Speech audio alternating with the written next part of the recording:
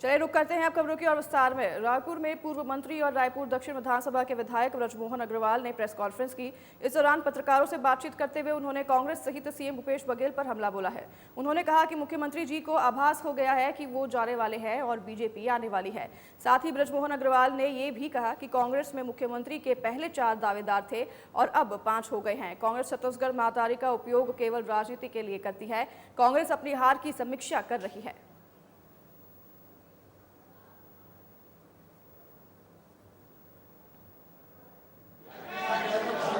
क्योंकि उनको अब इस बात का एहसास हो गया है कि उनकी विदाई जनता ने तय कर दी है और बीजेपी के स्वागत के लिए जनता तैयार है और इसलिए अपने विदाई की, अपनी हार की समीक्षा कर रहे हैं। देखिए, कांग्रेस में घमासान है।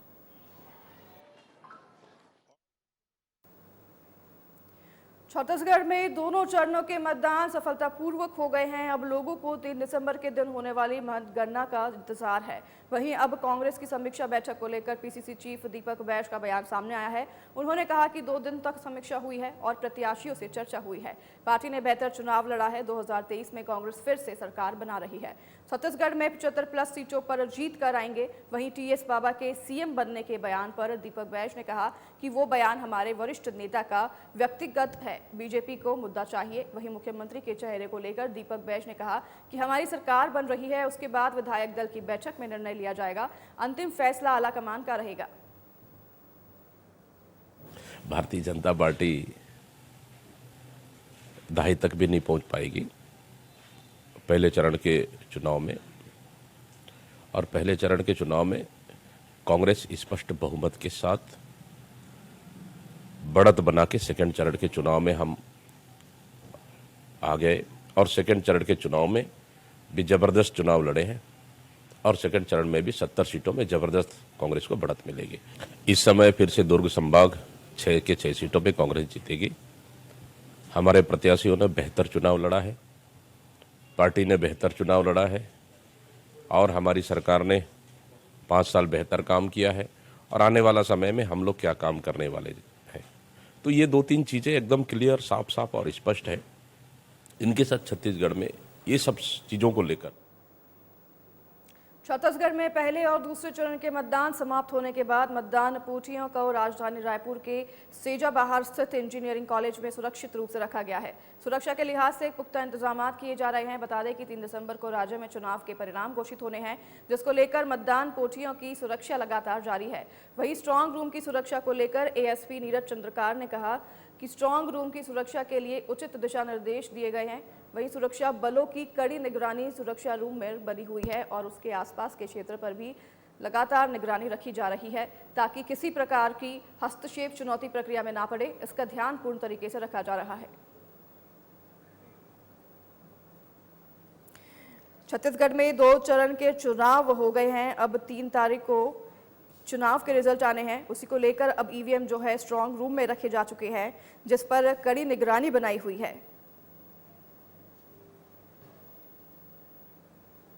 वहीं आपको बता दें कि पहले और दूसरे चरण के मतदान समाप्त होने के बाद जो वोट ईवीएम है स्ट्रांग रूम में रखे जाते हैं, जिस पर सुरक्षित रूप से ध्यान रखा जाता है कि कोई छेड़छाड़ ना हो। वहीं ये जो स्ट्रांग रूम है रायपुर के सेज बाजार स्थित इंजीनियरिंग कॉलेज में रखा गया है, ये बनाया गया है, जहां पर सुरक्षित रूप से ईवीएम रखा गया है और वही सुरक्षा के लिहाज से पुख्ता इंतजाम भी किए गए हैं।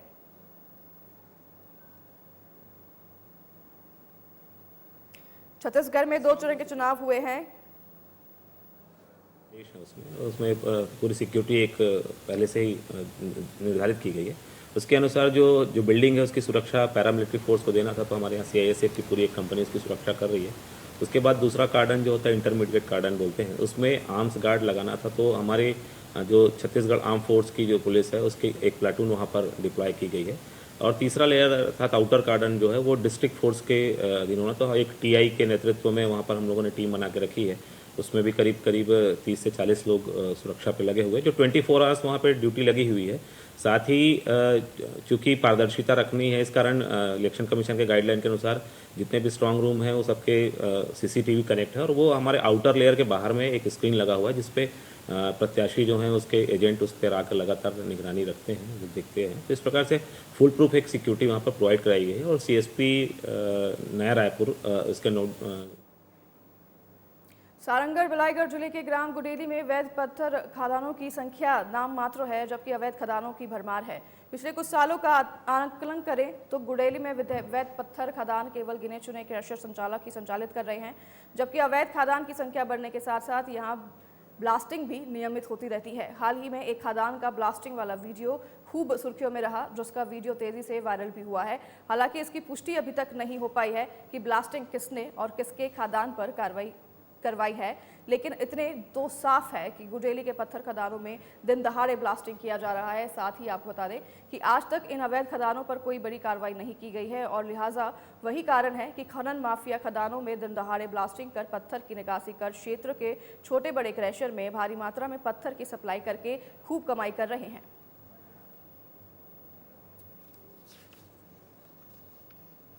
रोड में चलते फिरते गाड़ी जो फ्लाइट लेके जा रहे हैं उसमें भी गीलापना आ रहा है और बिना कहीं गेट खुला रहता है, छिपते हुए रोड में जा रहा है, फिर वो सूख जाता है, फिर गाड़ी चलता है तो आने जाने मोटरसाइकिल वालों को बहुत परेशानी आ रहा है। और हमारे ग्राम पंचायत गुड़ली में भी फ्लाई ऐश खदान में डाला जा रहा है, तो खदान से नाला तक भी जा रहा है। तो अब पानी में बहुत कहने का मतलब है कि नाला दूषित हो रहा है फ्लाई ऐश डालने। हाँ, दूषित क्यों नहीं होगा, वो जब फ्लाई ऐश जाएगा तो फ्लाई ऐश का जो कचरा है वो डलेगा तो गजरा भी ऊपर नीचे हो रहा है और नदी जाने का भी संभावना है जब नाला से लगा है। तो अवैध लीज का कुछ मामला सामने आया, शिकायत मिला है? अवैध जो लीज है, जो खदान करवा रहे हैं, जो एनओसी लेते हैं, जो शासन से लेते हैं, सब नियम को पालन में करके करेंगे बोलते हैं। जैसे लीज खदान है तो लीज के खदान के नियम के तहत चारों तरफ बाउंड्री होना। खबर धमतरी से है, जहां संगीत ऋषि स्वर्गीय पंडित जे.आर. महाजन की याद में संगीत यज्ञ नामक मासिक कार्यक्रम आयोजित किया गया, जिसका शुभारंभ धमतरी निवासी अशोक देवांगन के निवास स्थान पर विधिवत किया गया। इस दौरान कार्यक्रम में क्षेत्र के प्रख्यात सितार वादक वीरेंद्र साहू, राष्ट्रीय तबला वादक पंडित मनुराज पचौरी, उभरते कलाकार खिलेंद्र साहू ने अपनी कला का प्रदर्शन किया। वहीं आपको बता दें कि इस तरह के मासिक कार्यक्रम का आयोजन हर महीने किया जाएगा, जिसमें अनुभवी कलाकारों के साथ ही नवोदित कलाकारों को भी सुनने का अवसर संगीत रसिकों को मिलेगा। इस कार्यक्रम में प्रमुख रूप से पीबीएस ऑयल मिल के संस्थापक श्याम अग्रवाल, प्रख्यात तबला वादक मदन मोहन दास आदि विशेष रूप से मौजूद रहे।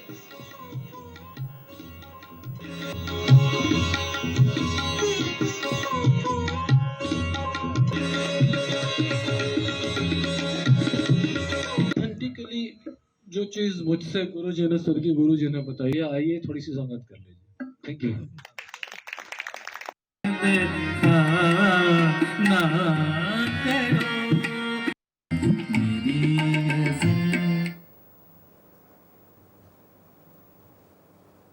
प्रदेश में लगातार चोरी की वारदातों को बढ़ती जा रही है। वहीं अक्सर देखा गया है कि त्योहारों के समय लोग अपने गांव में अपने परिवार के अन्य लोगों के साथ त्योहार मनाने के लिए जाते हैं, जिसका फायदा उठाकर चोर घरों को खाली पाकर चोरी की वारदात को अंजाम देते हैं। ऐसा ही एक मामला हमें राजधानी रायपुर के माना थाने में देखने को मिला है, जहां प्रार्थी संदीप मंजल के घर में चोरों ने घर में घुसकर चोरी की घटना को अंजाम दिया है, जिसमें चोरों ने 1,50,000 की नकदी साथ ही ज्वेलरी की चोरी की है, जिसकी जुमला कीमत 14 लाख रुपए बताई जा रही है।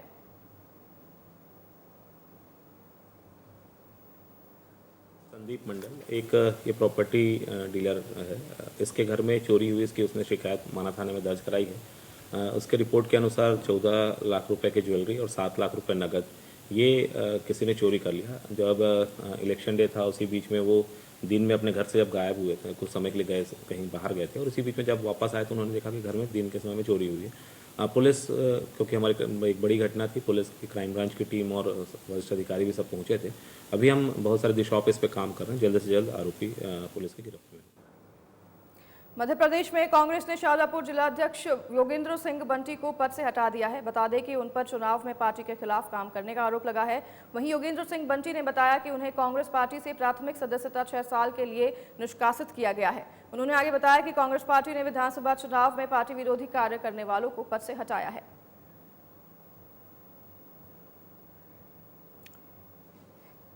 मध्य प्रदेश में कांग्रेस ने शाजापुर जिलाध्यक्ष योगेंद्र सिंह बंटी को पद से हटा दिया है। आपको बता दें कि उन पर चुनाव में पार्टी के खिलाफ काम करने का आरोप लगा है, जिसके बाद उन्हें पद से हटा दिया गया है। वहीं योगेंद्र सिंह बंटी ने बताया कि उन्हें कांग्रेस पार्टी से प्राथमिक सदस्य 6 साल के लिए निष्कासित किया गया है।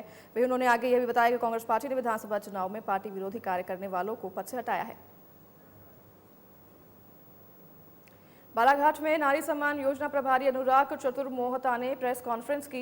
इस दौरान उन्होंने कांग्रेस नेता द्वारा लगाए आरोप के बारे में चर्चा की। उन्होंने कहा कि उनके ऊपर लगे सभी आरोप गलत और निराधार हैं। बता दें कि आपको पिछले 16 नवंबर को भरवेली की हीरापुर से जीवन ज्योति आश्रम से लौटते समय नारी सम्मान योजना प्रभारी का कार को कांग्रेस जिला अध्यक्ष तब्रेज पटेल ने रोक दिया, जिसका एक वीडियो सोशल मीडिया पर वायरल हो रहा है, जिसमें बीजेपी पर कई तरह के आरोप भी लगाए जा रहे हैं। वहीं वीडियो वायरल होने के बाद 18 नवंबर को अनुराग चतुर्मोहता ने बताया कि वायरल वीडियो में उनके ऊपर लगे सभी आरोप गलत और निराधार हैं। वहीं तब्रेज पटेल द्वारा जनपद चुनाव की पुरानी रंजिश के चलते ऐसा किया जा रहा है।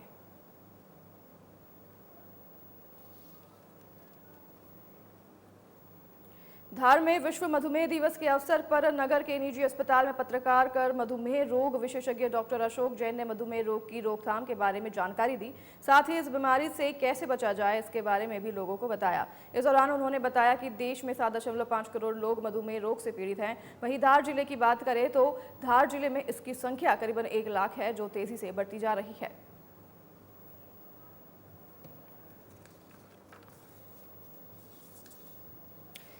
धार की बात कर रहे हैं, जहां पर विश्व मधुमेह दिवस के अवसर पर नगर के निजी अस्पताल में पत्रकार कर मधुमेह रोग विशेषज्ञ डॉक्टर अशोक जैन ने मधुमेह रोग की रोकथाम के बारे में जानकारी दी। साथ ही उन्होंने बीमारी से कैसे बचा जाए इसके बारे में भी जानकारी दी है। इस दौरान उन्होंने बताया कि देश में 7.5 करोड़ लोग मधुमेह रोग से पीड़ित हैं। वहीं धार जिले की बात करें तो धार जिले में इसकी संख्या करीबन 1 लाख उन्होंने बताया है। उन्होंने आगे जानकारी देते हुए यह भी बताया कि मधुमेह की बीमारी तेजी से जिले में बढ़ती जा रही है, जिसके ऊपर उन्होंने संज्ञान लेते हुए ये सब जानकारी दी है और इस कार्यक्रम का आयोजन किया है। के अंदर करीब 7 से 7.5 करोड़ लोग मधुमेह पीड़ित हैं। इसी तरह धार जिले की जो आबादी 22 लाख माने और हर 20वां-25वां व्यक्ति यदि मधुमेह से पीड़ित है तो करीब 1 लाख लोग हमारे धार जिले के अंदर मधुमेह से पीड़ित है और ये आंकड़ा बढ़ते जा रहा है। बढ़ते हुए मधुमेह का कारण हमारी शारीरिक निष्क्रियता और बदली हुई जीवन शैली है, जिसमें आहार की, फास्ट फूड की, जंक फूड की और प्रोसेस फूड की प्रचुरता है और शारीरिक निष्क्रियता इसको बढ़ावा देती है।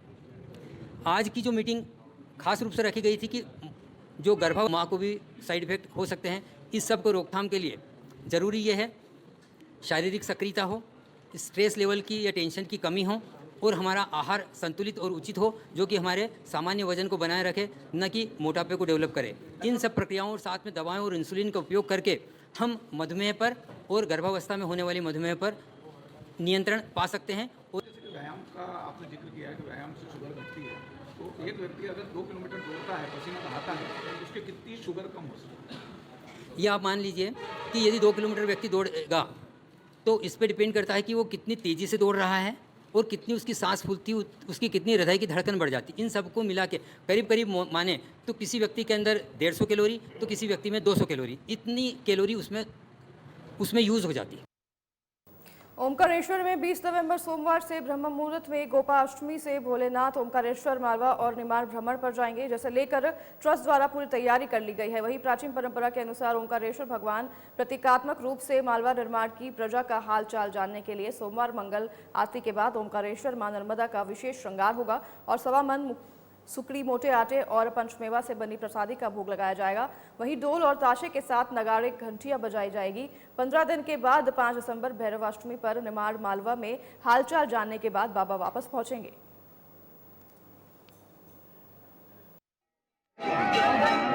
ओमकारेश्वर में ये परंपरा बरसों पुरानी है।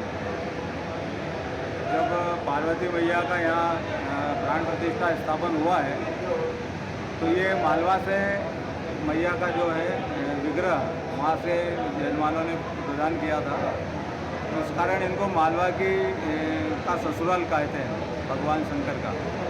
भगवान शंकर जी अष्टमी के दिन से पूरे जो कार्तिक मेला यहाँ लगेगा, भीड़ लगेगी, उसके 15 दिन तक ये वहाँ भ्रमण करेंगे और भ्रमण के दौरान यहाँ पर जो व्यवस्था है, अत्यधिक भीड़ होने के कारण व्यवस्थाएं पूर्णतः सुचारू रूप से जैसे पहले चली आ रही है वैसे ही चलती है, लेकिन जो माध्यान्हकाल पूजा है वो पूजा बंद कर दी जाती है। मात्र उस समय थोड़ी देर के लिए बंद होता है मंदिर साफ सफाई के लिए, लेकिन माध्यान्हकाल 3 काल पूजा होती है, प्रातः, माध्यान्ह और सायं। तो माध्यान्ह पूजा केवल बंद होती है, बाकी सब पूजाएँ पूर्णतः पूर्व की तरह ही प्रारंभ रहती है। बालाघाट जिला प्रशासन और जिला पुरातत्व पर्यटन और संस्कृति परिषद नेशनल पार्क कान्हा के लिए पहला नवाचार कर एक अनोखी शुरुआत कर रहा है, जिसके तहत 26 नवंबर से मैराथन का आयोजन किया जा रहा है। उसके लिए 24 नवंबर तक प्रतिभागी आयोजन में हिस्सा लेने के लिए पंजीयन करवा सकते हैं। वहीं मैराथन के लिए तैयारियां भी जबरदस्त तरीके से प्रशासन द्वारा की जा रही है। बता दें कि कान्हा नेशनल पार्क और प्रकृति प्रेम के प्रति प्रेरित करने के लिए कभी ऐसा आयोजन नहीं हुआ है, लेकिन जिला प्रशासन और पुरातत्व पर्यटन विभाग की पहल पर युवाओं और हर वर्ग के लिए ऐसा अवसर लाया गया है।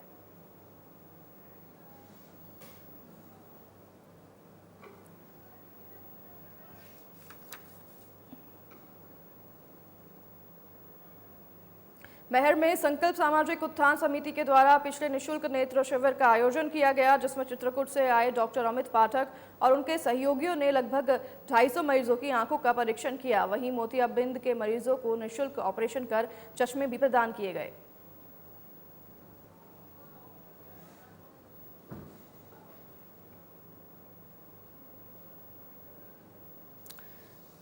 महर से ये खबर है, जहां पर संकल्प सामाजिक उत्थान समिति के द्वारा पिछले निशुल्क नेत्र शिविर का आयोजन किया गया है, जिसमें चित्रकूट से आए डॉक्टर ने सहयोगियों ने लगभग 250 मरीजों की आंखों का परीक्षण किया है। वहीं मोतियाबिंद के मरीजों को भी निशुल्क ऑपरेशन कर चश्मे भी प्रदान किए गए हैं। महर में बता रहे हैं, जहां पर डॉक्टर अमित पाठक और उनके सहयोगियों ने लगभग 250 मरीजों की आंखों का परीक्षण किया है और उनको चश्मे दिए गए हैं। और मोतियाबिंद के जो मरीज हैं उनका निशुल्क ऑपरेशन किया गया है महर में।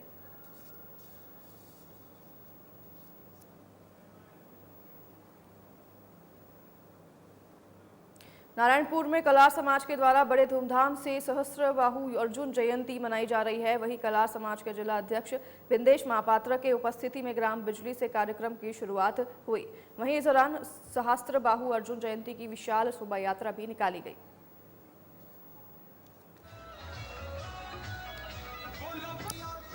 तस्वीरें आप नारायणपुर से देख रहे हैं, जहां पर कलार समाज के द्वारा बड़े धूमधाम से सहस्त्रबाहु अर्जुन जयंती मनाई जाती है और इस बार भी मनाई जा रही है। वहीं कलार समाज के जिला अध्यक्ष बिंदेश महापात्र के उपस्थिति में ग्राम बिंजली से कार्यक्रम की शुरुआत की गई। वहीं आपको बता दें कि इस दौरान सहस्त्रबाहु अर्जुन जयंती की विशाल शोभा यात्रा निकाली गई। स्क्रीन पर अपनी तस्वीरें आप साफ देख सकते हैं कि भारी संख्या में लोगों ने इसमें हिस्सा लिया है।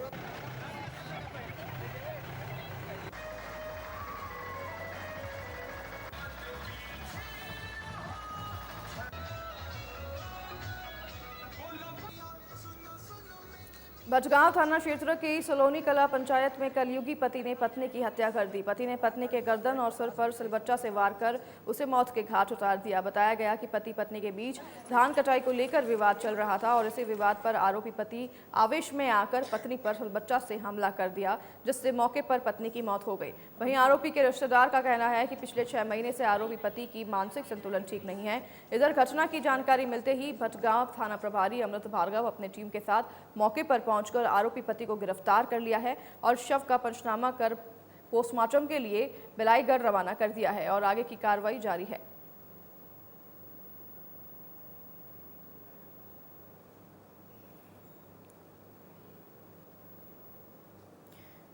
भटगांव थाना क्षेत्र के सालौन कला पंचायत में ये खबर सामने आ रही है, जहां पर एक पति ने अपनी ही पत्नी की निर्मम हत्या कर दी। आपको बता दें कि सिलबट्टा से अपने पत्नी की हत्या की है इस पति ने। हालांकि रिश्तेदारों का कहना है कि पति की मानसिक संतुलन बिगड़ा हुआ था, पति का मानसिक हालत ठीक नहीं था 6 महीने से। पुलिस ने इस पूरे कार्रवाई में जाँच पड़ताल करके पति को गिरफ्तार कर लिया है और आगे की कार्रवाई में जुट गई है। वही आपको बताया कि ये पूरा विवाद जो है पति ने धान कटाई को लेकर बताया जा रहा है, जिस पर पति ने आक्रोशित होकर अपनी पत्नी पर ही सिलबट्टे से वार कर दिया। स्क्रीन पर आप तस्वीरें देख रहे हैं, इसी सिलबट्टे से पति ने अपनी पत्नी पर वार कर दिया था, जिससे पत्नी की मौके पर मौत हो गई।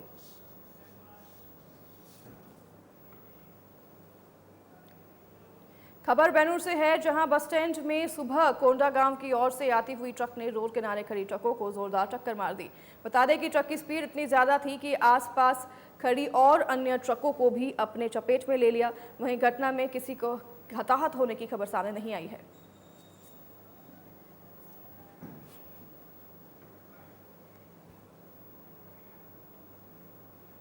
कबीरधाम जिले के लोहारा ब्लॉक में जुआ खेलते 10 जुआरियों को पकड़ने में पुलिस को बड़ी कामयाबी हाथ लगी है, जिस पर थाना क्षेत्र के विश्वसनीय मुखबिरों की तरफ से सूचना दी गई कि गांव सलहाटी के खेत में कुछ असामाजिक प्रवृत्ति के लोगों की तरफ से नकदी रकम का दाव लगाकर 52 पत्ती ताश के माध्यम से हार जीत पर दाव लगाकर जुआ खेला जा रहा है। वहीं सूचना पर थाना प्रभारी की तरफ से तुरंत मौके पर पुलिस टीम रवाना की गई और जहाँ आरोपियों को जुआ खेलते रंगे हाथों पुलिस टीम की तरफ से धर दबोचा गया है। वहीं पुलिस ने अपराधियों के पास से 52 पत्ती ताश और 68,500 रुपये बरामद किए हैं।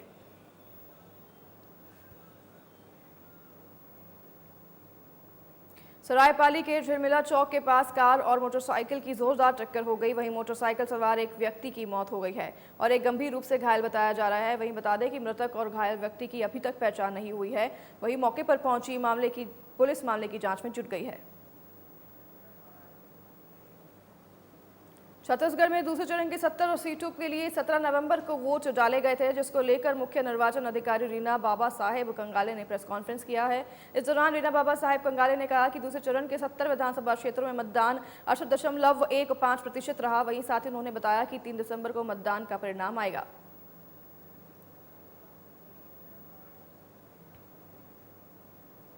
छत्तीसगढ़ में दूसरे चरण के 70 विधानसभा सीटों पर मतदान 17 नवंबर को संपन्न हो चुके हैं। शुक्रवार को हुए मतदान में 70 सीटों पर 75.08% मतदाताओं ने अपने मताधिकारों का प्रयोग किया। सबसे अधिक खरसिया सीट पर 86.54% और सबसे कम राजधानी रायपुर की पश्चिम सीट पर 55.93% मतदाताओं ने मतदान किया। वहीं जिसका परिणाम 3 दिसंबर को देखने को मिलेगा।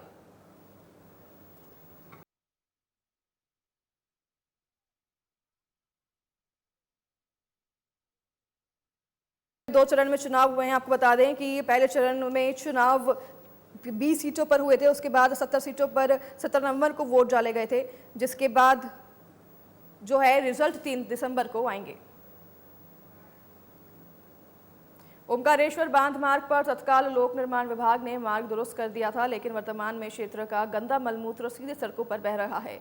वहीं आसपास बनी सरकारी जमीनों पर पार्किंग और ज्योतिर्लिंग ओमकारेश्वर ममलेश्वर मार्ग दर्शन करने वाले श्रद्धालु यहां की व्यवस्था को कोसते नजर आ रहे हैं। साथ ही वे मलमूत्र से होकर दर्शन के लिए जाने पर मजबूर हैं।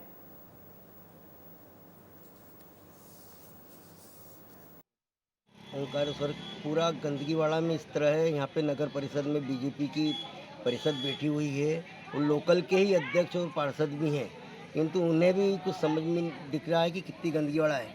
जबकि कुछ दिनों पूर्व आदि गुरु शंकराचार्य की मूर्ति के समय मुख्यमंत्री आए थे तो ओमकारेश्वर को दुल्हन की तरह सजाया गया था, किंतु आज हजारों यात्री, लाखों यात्री जो कि टैक्स भरते हैं, वो आने पर उन लोगों को समझ नहीं आ रही है। और वो मलमूत्र में से यानी बांध वाला जो रास्ता है, मलमूत्र पूरा बह रहा, उसमें से पैर रख के गंदे पैर होकर के और वो जा रहे हैं। प्रशासन को इस तरह कोस रहे हैं कि क्या इन्होंने पैसे पूरे क्या करके रखा हुआ है।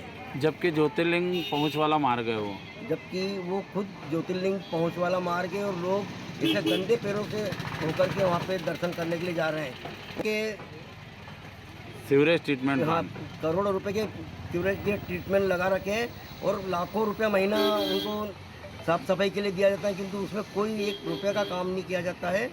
और प्रशासन को इस तरह यात्री कोस रहे हैं कि कहाँ की कौन सा यहाँ पे प्रशासन।